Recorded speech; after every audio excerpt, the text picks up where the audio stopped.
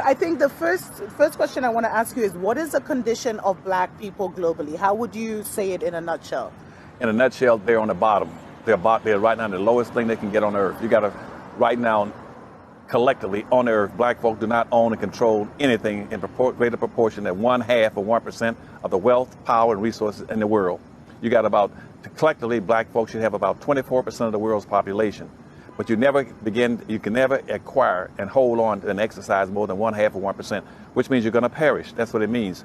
Africa now is the richest continent on the earth. But when you all talk about global awakening, what you're talking about in America, we call that gentrification and privatization, which means that's not a positive for black folk to have an awakening when all of a sudden people come in and take over your resources and privatize into the hands of the dominant white society, dominant Europeans, and now it's going to be dominant Chinese and Japanese, going to take you all over.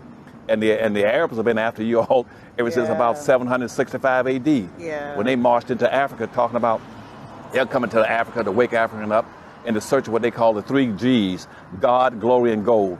They've been pursuing you all now since 765. They were the ones who were the first original enslavers on the earth for black folk, were the Arabs. And they're still enslaving you all in Ethiopia, Mauritania, and Sudan, selling you all for $150 a piece. So that's a terrible awakening. So I don't know what awakening means. Have you been asleep all that time? Because when they come back, they're going to gentrify you, and they're going to privatize every damn thing in Africa.